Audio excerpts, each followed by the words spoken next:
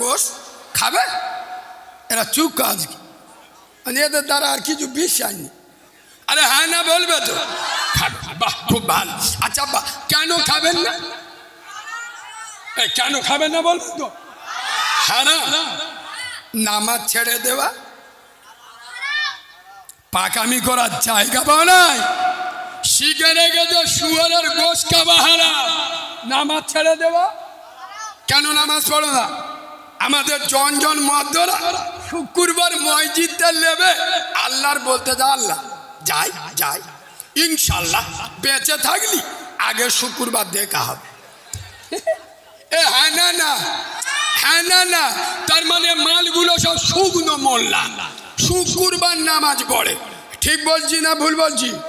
আমি যদি বলি কেয়াতলার মুসলমান নিজের মায়ের পেটের বোনের সাথে মেলামেশা করবে, এ বাবু আমি এমন কথা বলি না যে কথা মার্কেটে বিক্রি হয় না, ও কথা বলে লাভ নেই।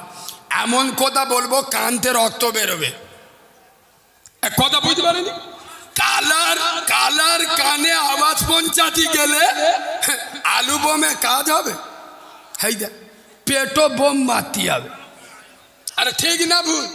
যে মালটা কানে কালা সে শুনতে পায়, আর যে কালার অভিনয় করে, কথা বলেন এরা মুচো মানে ছানারা কালার অভিনয় করছে না করে নাই? এদের কলজায় কিরাম আওয়াজ যায় দেখবেন, সে আওয়াজ আমাদের কাছে আছে, শুনে নাও।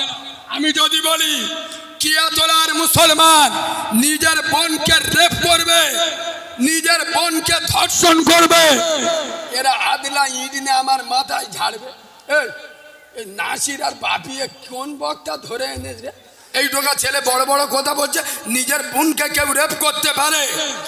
এই মুসলমানের ছানারা, মুসলমানের বাচ্চারা, আমি কারিমুল্লাহ তিস্তারেন খুব দায়িত্ব নিয়ে কিয়াতলার মাটিতে দাঁড়িয়ে বলে যাচ্ছি, নিজের বোনকে রেপ করা গুনাহ, নিজের বোনকে ধর্ষণ করা গুনাহ, তার থেকে বড় গুনাহ নামাজ ছেড়ে দেওয়া।